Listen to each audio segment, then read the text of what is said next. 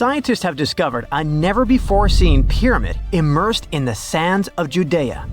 After a little digging, they discovered that it held treasures that had been untouched for over 2 millennia and historical secrets that we can only now access. At the Zohar Fortress site, 2,600 feet above the Dead Sea, archaeologists were searching for manuscripts that would provide new information about the history of the site. The excavation was originally part of a long-standing campaign launched by the authorities. Its goal was to protect the sites from looting and unauthorized excavations.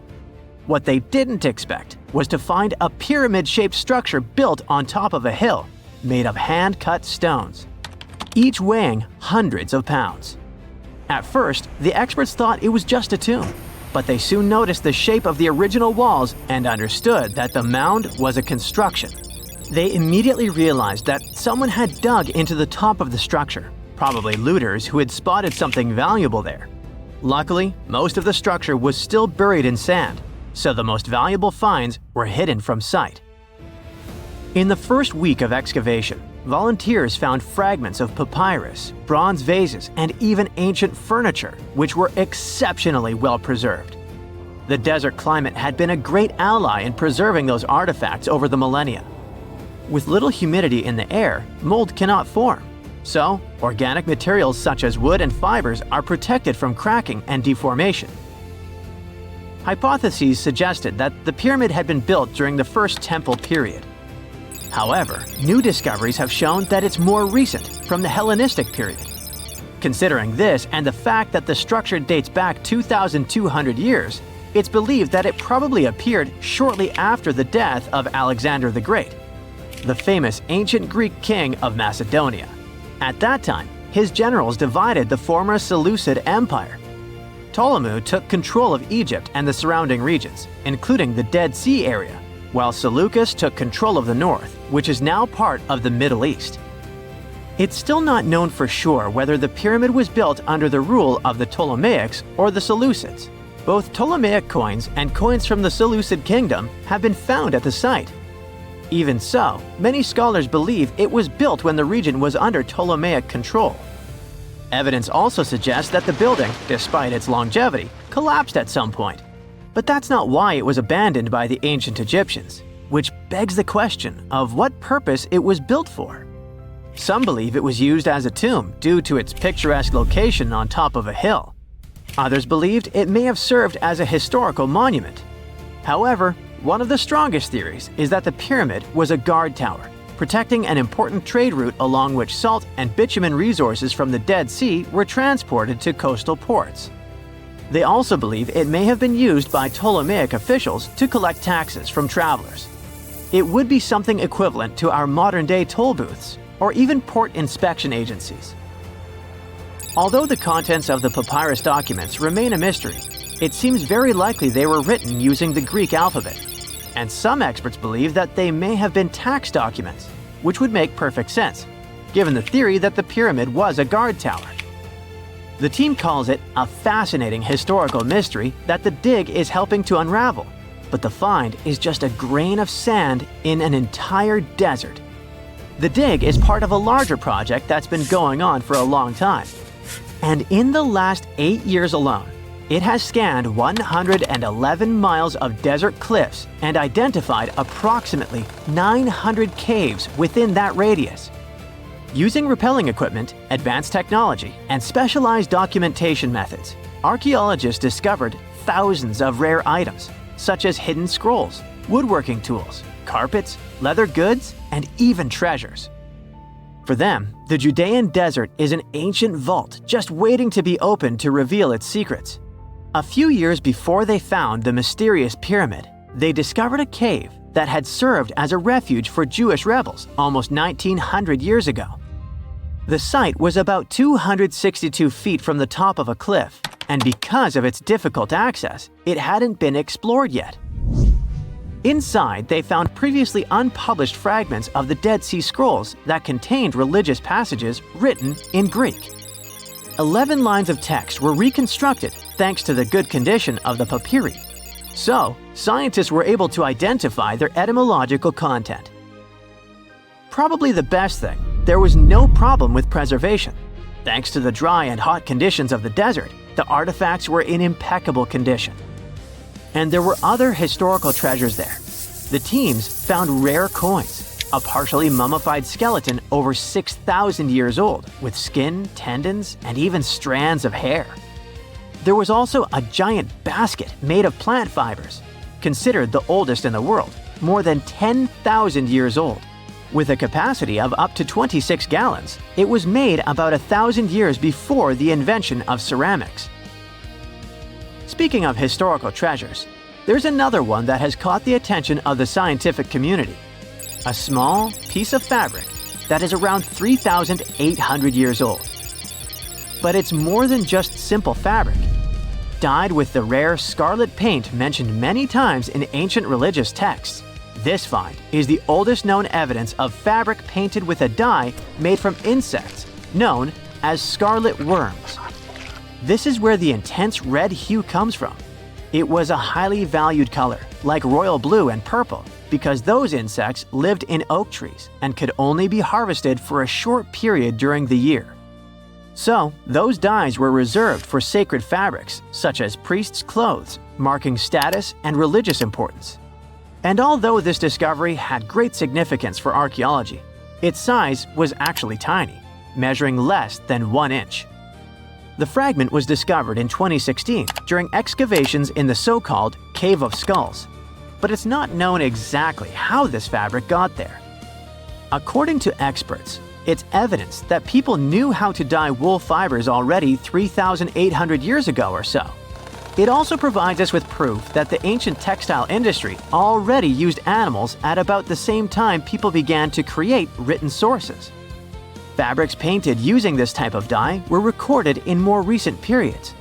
But what makes this piece really special is the fact that it is much older than any other. Another important discovery was made in 1980, when scientists found a seed that was over 1,000 years old, which turned into a mysterious tree named Sheba. They spent 14 years cultivating this plant, which is now about 10 feet tall, only to discover later that it could belong to an extinct lineage of trees that had grown in the region. The seed dates back to a period between 993 and 1202 CE, and they believe that Sheba may be a biblical tree commonly associated with healing. Although it's not been possible to identify the exact species, since the tree hasn't flowered, we know that it belongs to the genus Commiphora, which is related to famous African plants, such as the myrrh tree. But time has revealed something even more special. Its leaves and resins are rich in compounds that have medicinal, antioxidant, and even skin-soothing properties. This means that the tree may represent a forgotten lineage whose resin had medicinal value and was mentioned in ancient texts.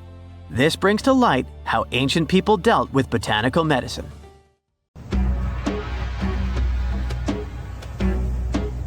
This is not a dune set. This is a very real desert in Niger. Jado was probably built by the nomadic Sao people and is filled with ksars, which are fortified houses made of salt and clay, with giant walls and secret passages. Located deep in the desert, it was once a vital stop for trans-Saharan caravans, but is now a hotspot for smugglers and bandits. The site has been off-limits since 2002 due to its dangers. The origin of the ksars remain a mystery. No archaeological studies have been conducted, leaving many questions unanswered. Even today, shifting sands reveal and conceal parts of these ancient ruins, fueling local speculation about what might still be hidden beneath the desert. Speaking of connective tunnels, scientists were blown away by the discovery of lava tubes in Saudi Arabia. These underground passages form when molten lava cools down. Researchers believe that ancient nomadic groups may have utilized these tunnels to survive the super harsh desert climates. While excavating the tunnels, archaeologists uncovered artifacts, rock art, and skeletal remains. The art and animal bones show that the people who used the tunnels were probably sheep and goat herders. They're still piecing together whether these groups lived in the tunnels for extended periods or just used them as temporary shelters. The Great Pyramid of Giza has been standing for thousands of years, but it's still hiding secrets. Using special scanning technology, scientists found two hidden structures under an ancient burial ground.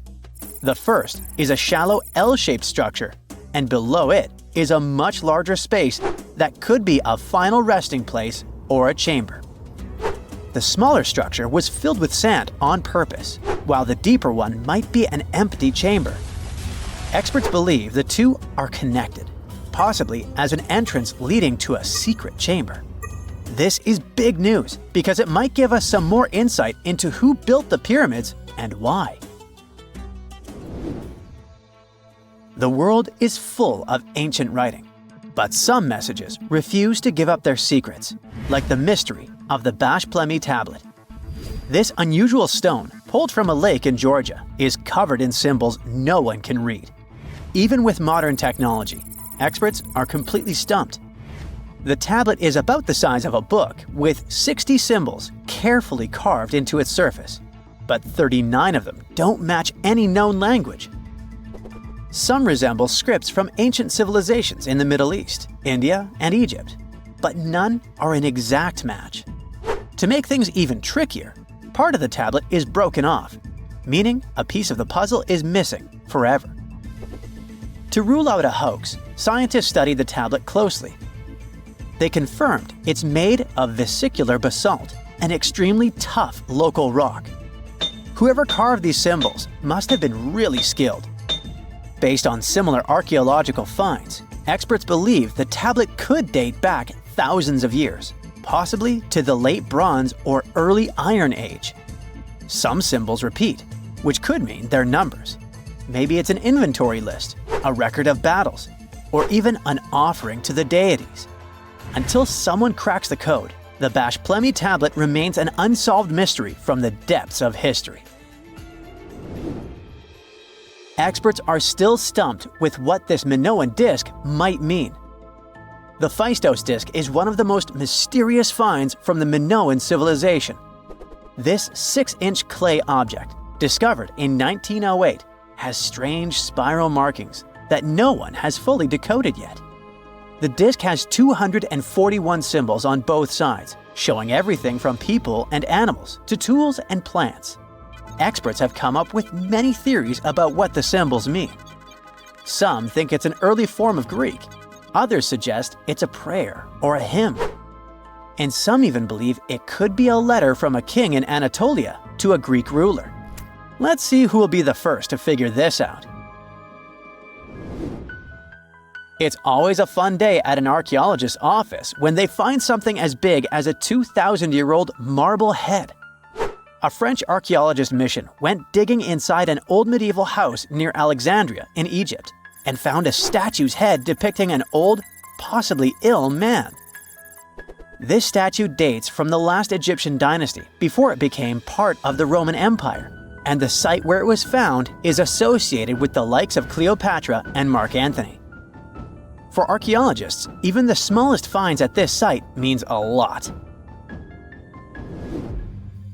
You've heard of Lucy, right? The Australopithecus that was an early ancestor for us humans. Well, scientists found some of her species' footprints somewhere in Tanzania. The so-called Laetoli footprints are over 3 million years old. The trail stretched 88 feet and has about 70 footprints, left behind when a bunch of early humans walked across some wet volcanic ash. What's cool is that these early humans were already walking on 2 feet, like us, not all hunched over like apes.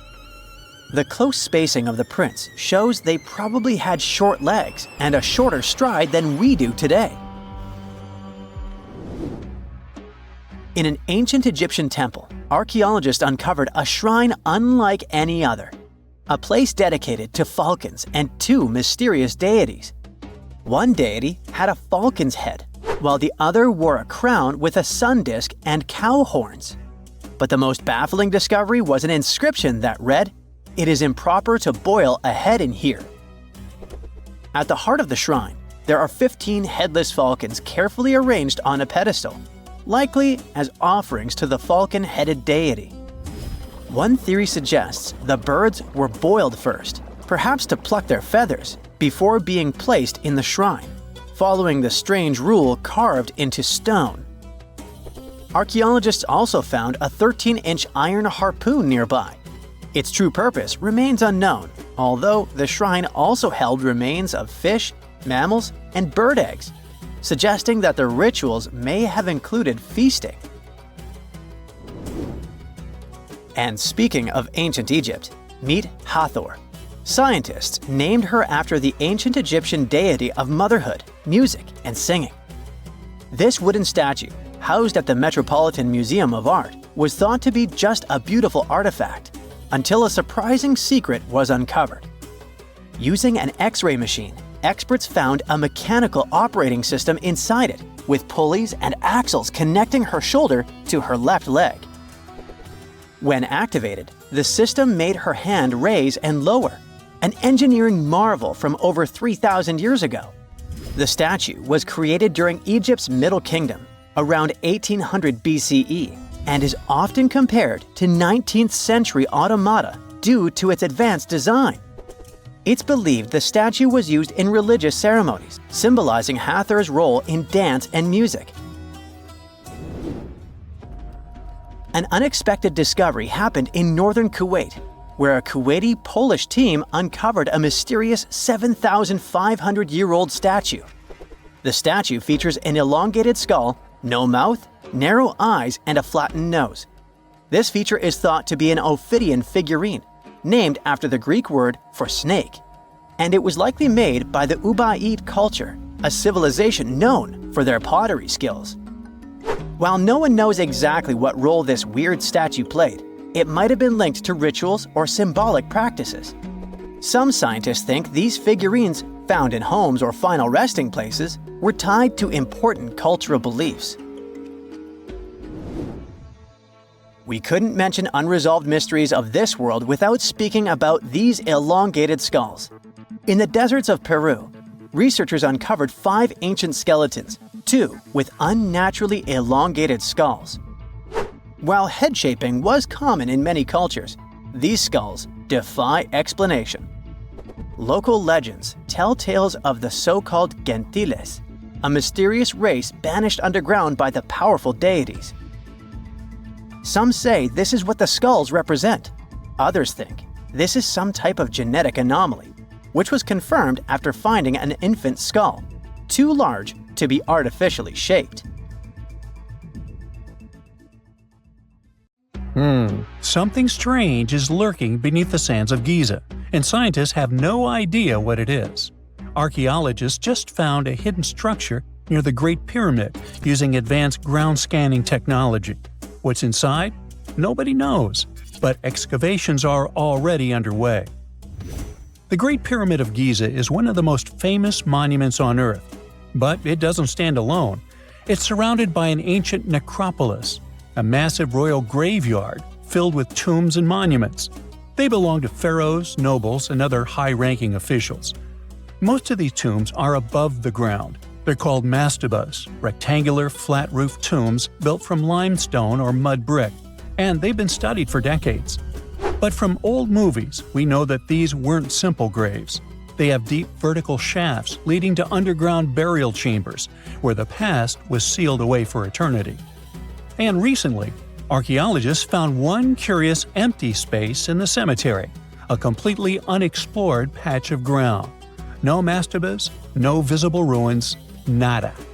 For years they ignored it, but between 2021 and 2023, they decided to investigate. They didn't dig though. Instead, they used a technology that kind of acts like X-rays for the ground. These radars let scientists see the secrets hidden there. And there was something hidden beneath the sand, something deliberately buried and forgotten. A 2-part underground structure. One part was shallow and L-shaped. It's about 33 feet long and buried just 6.5 feet deep. But below that, a deeper, more mysterious anomaly, a structure completely different from anything else in the area. They called it a highly resistive anomaly, which means it's dense and solid, likely made of stone, sand, or even metal. And still, no one has a clue what's inside it. Now, it's clear that humans made the L shape. It wasn't formed by nature. And the shallower structure might have been an entrance to whatever is hidden below. But they only have some theories about what might be hidden there. It's also filled with sand and gravel. It was probably deliberately backfilled after its construction, perhaps to preserve this. Why? Well, we don't know yet. The archaeological team will need to excavate to understand what exactly this thing was and why it was built. The first guess is a lost burial chamber. Many tombs in Giza have underground burial sites, but most have clear surface markers. This one, for some reason, has nothing, but it could be one of them. The second guess is an ancient offering chapel. Egyptologists know that some chapels were built in this shape, but usually they were above ground, not buried like this. And finally, it might be something we've never seen before. If this turns out to be a new type of structure, it could rewrite what we know about the burials of pharaohs. The only way to know for sure is to dig it up. And that's exactly what's happening right now. Excavations are already underway. Archaeologists are racing against time to uncover the truth. But there's a real danger there too. Giza's fragile ancient structures need to be handled carefully. Otherwise, they could be damaged beyond repair. So all we can do is wait for the truth. Now, these tombs always held fascinating mysteries. Unfortunately, we'll never learn tons of these mysteries because of some relentless tomb robbers. Egyptian tombs were built to guard the bodies for eternity. But that absolutely didn't stop people from breaking in and stealing everything valuable inside. They've been bothering these ancient sites for thousands of years, starting way back in Pharaoh's times. Many of the most famous tombs, including those in Giza, Saqqara, and the Valley of the Kings, were looted. It was a common practice in ancient Egypt. And they were serious about this whole thing. They dug secret tunnels to bypass traps and walls, bribed or threatened tomb workers to get inside knowledge, cracked open sarcophagi to grab gold, jewelry, and artifacts. And by the time modern archaeologists got to most of these tombs, they had already been picked clean. The reigning pharaohs got tired of this infuriating nonsense. The Valley of the Kings, the famous burial ground of Egyptian royalty, was supposed to be the ultimate safe zone. Tombs were built deep underground, hidden in the desert. Passages were sealed with giant stone blocks. False doors and traps were added to confuse thieves. Even curses were written on the walls, warnings of horrible endings for anyone who dared to disturb the tomb, which is exactly where we got all those horror stories about mummies from. Spoiler alert, none of it worked. Most tombs in the Valley of the Kings were fully robbed within 100 years of being sealed. Even King Tutankhamun's tomb, one of the most famous in history, was broken into twice in ancient times. Some of them decided to try and fight back. The New Kingdom rulers built hidden unmarked tombs in a way that should have prevented the looters from finding them, but didn't work. Some pharaohs, like Ramses II, were moved in secret to prevent their bodies from being stolen. Nope, didn't matter. The grave robbers always won. That's because tomb raiders weren't just random thieves. They were skilled, organized, and well-connected. They knew exactly where to look. Many were the ones who had built these sites in the first place, and they knew where the entrances were. If they couldn't smash through the doors, they'd dig through the walls, floors, and even ceilings to break inside. They also worked fast, often within a few years after the tombs were sealed, before anyone forgot where the valuable stuff was. The Khufu's pyramid, the one that's next to this newly discovered structure, was looted long before modern times. The one thing left inside when explorers got there?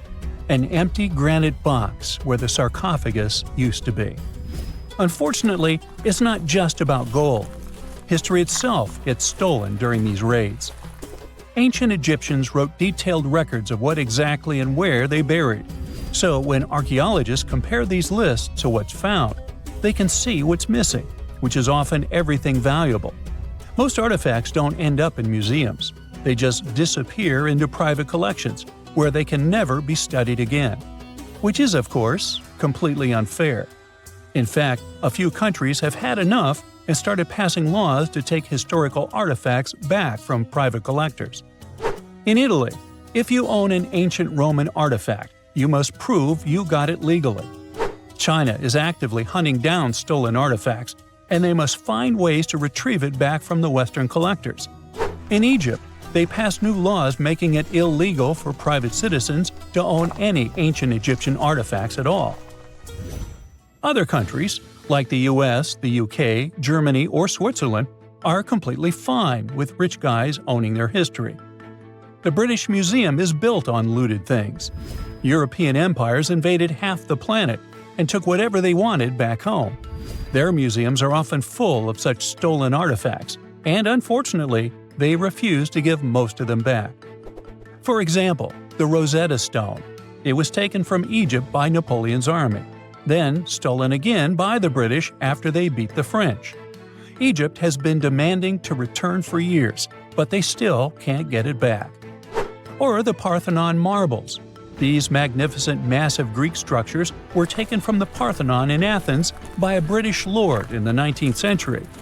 Greece has been begging for them back ever since, but the UK doesn't feel like it. Not to mention tons of Mesoamerican artifacts, scattered in various museums across the world.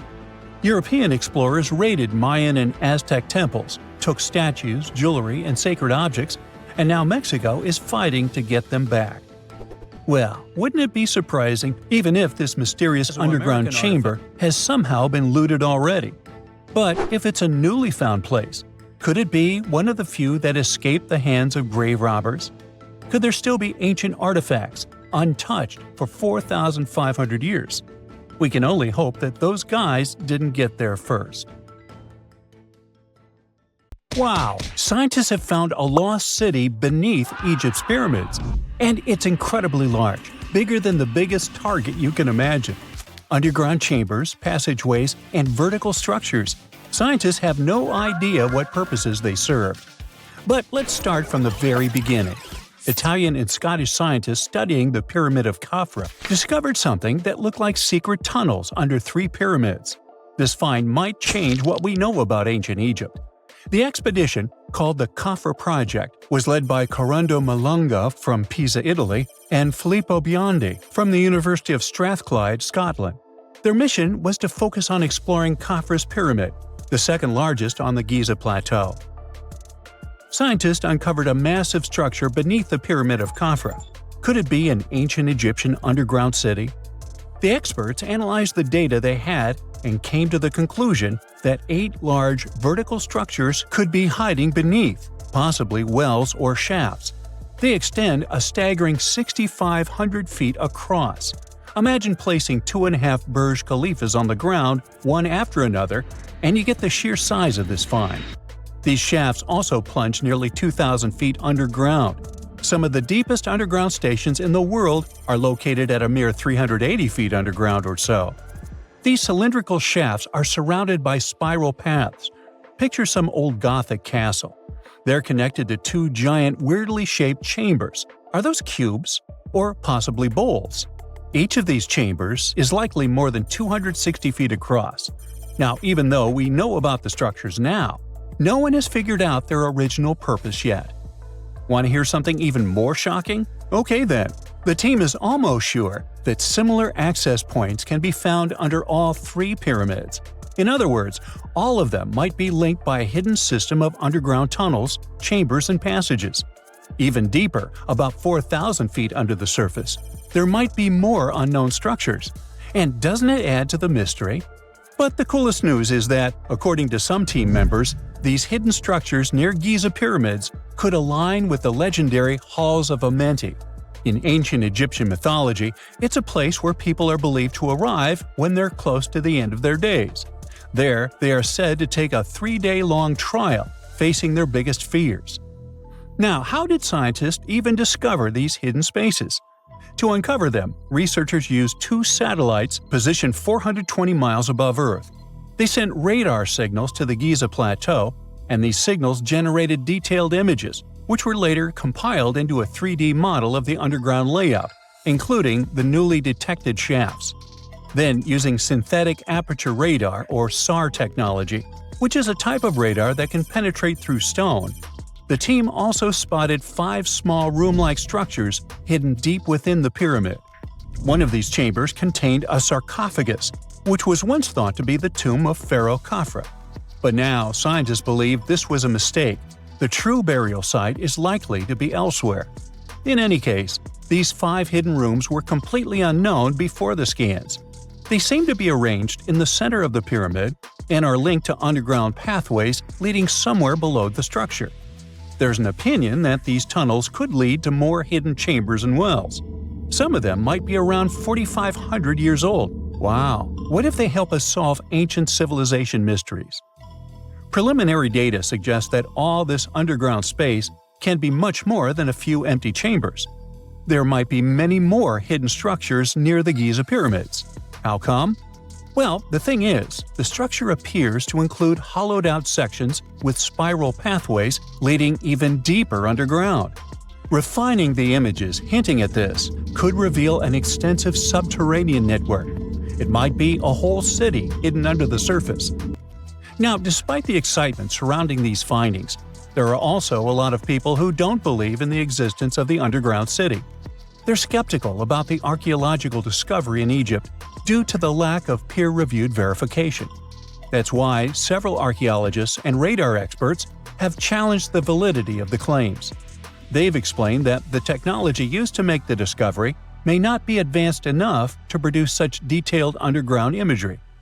According to them, the 5 smaller chambers found near the surface could be natural formations, since the area had had sacred significance long before the construction of the pyramids. Some experts have even dismissed the use of radar methods in this context altogether. They call these methods scientifically unproven and question their accuracy. The discovery has also reignited discussions about ancient Egyptian myths and the possibility of hidden texts lying somewhere beneath the Giza pyramids. The layout of the newly detected underground chambers shares similarities with mythological accounts of the Hall of Records, a rumored chamber that could preserve early Egyptian wisdom. If confirmed, these findings could significantly reshape the understanding of Egypt's sacred topography. Plus, this lost city beneath Egypt's pyramid could become physical evidence of previously unknown underground structures. That's why the Khafre project is super eager to begin excavating to confirm their findings. But getting approval from Egyptian authorities is a challenging process. The discoveries still need to undergo peer review before they are accepted by the academic community. By the way, this recent archaeological discovery in Egypt comes on the heels of another discovery involving a weird structure beneath the Royal Giza Cemetery, which researchers believe is unnatural in origin. Archaeologists use remote sensing techniques and uncovered a mysterious L-shaped structure underground in the Western Cemetery of Giza. This area is known to house burials of royal family members and high-ranking officials. Many of the tombs in the cemetery have above-ground mastabas, rectangular stone or mudbrick structures with flat roofs. But there is an area in the center of the cemetery where there are no above-ground structures. To investigate this unexplored region, the team used electrical resistive tomography and ground-penetrating radar. ERT works by sending electrical currents into the ground and measuring the resistance to detect remains. As for GPR, it sends radar into the ground and maps the structures based on the radar's return. The team found an anomaly about 6.5 feet beneath the surface. It appeared to be an L-shaped structure measuring at least 33 feet in length. The readings suggested that the structure had been backfilled with sand after its construction. This made the team hypothesize that it could be a mix of sand and gravel, or possibly an air void.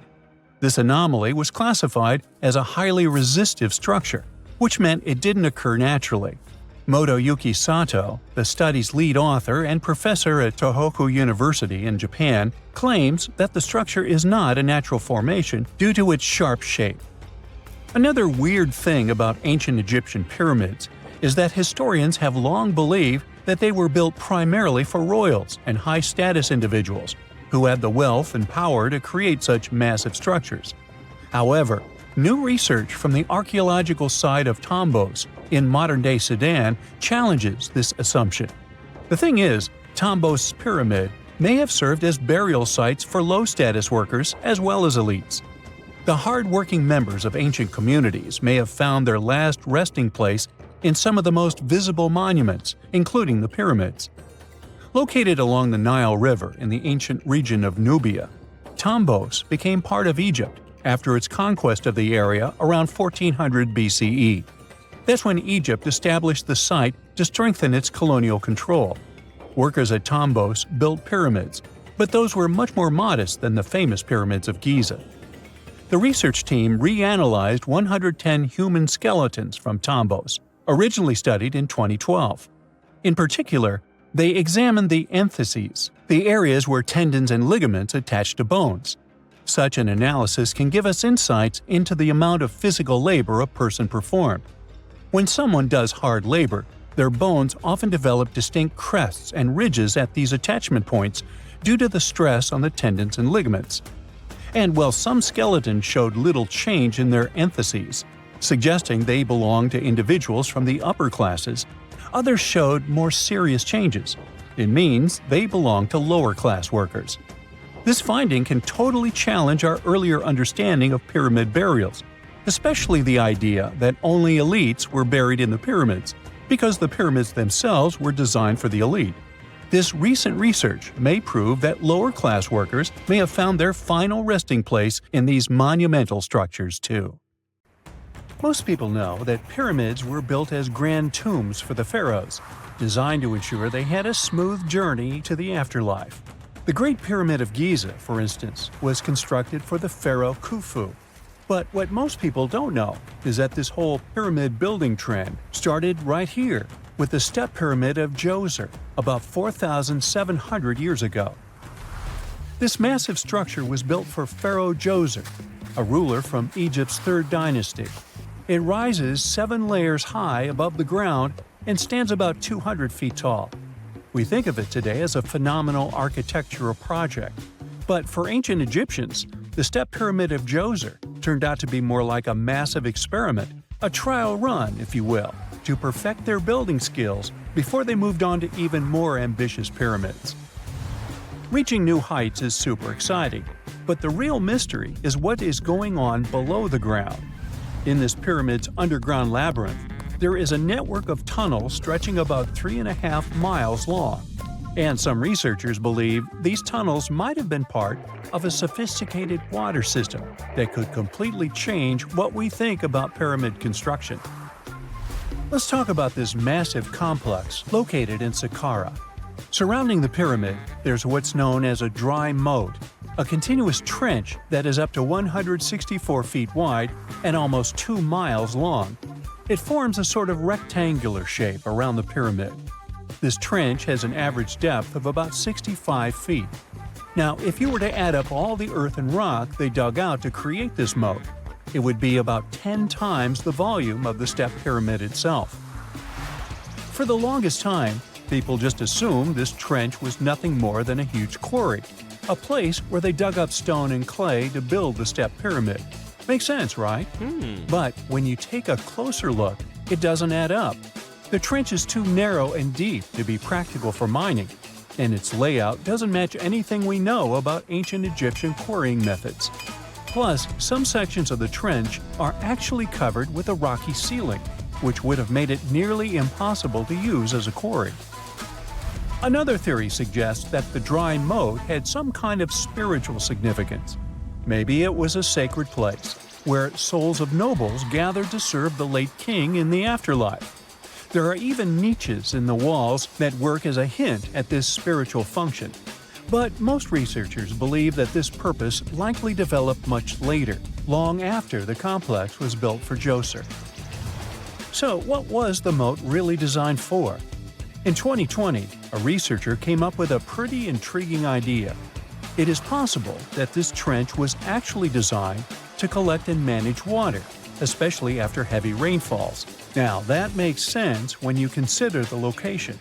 The moat sits in an area that could easily have been flooded by runoff water from nearby plains.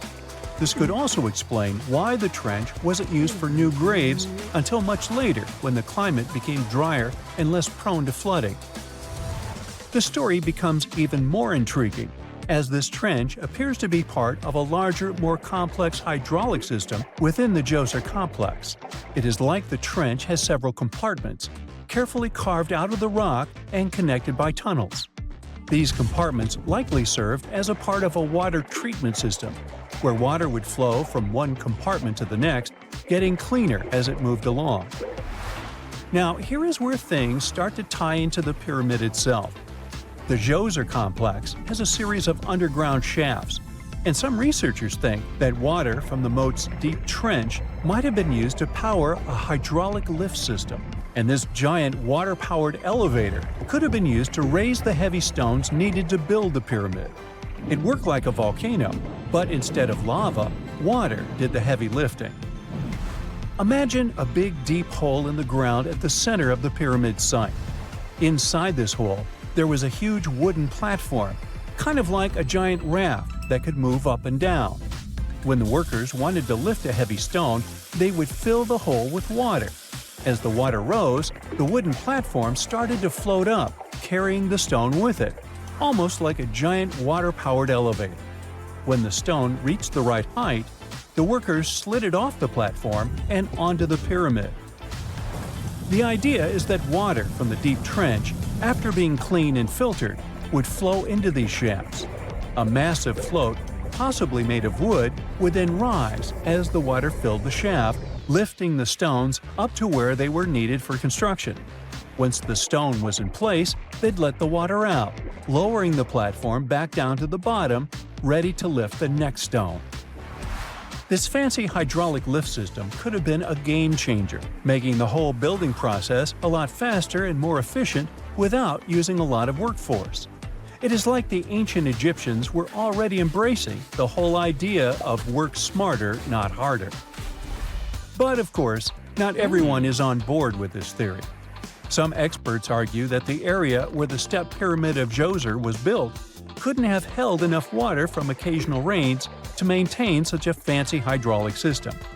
The main theory suggests that, in the past, there might have been some kind of lake nearby that would have filled up after a period of rain, and this lake could have supplied water to the complex's hydraulic system.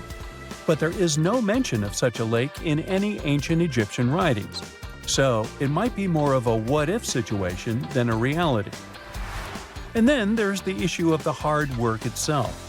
Remember when I said this method could have allowed the ancient builders to raise stones with far less effort? Well, that might not be entirely true.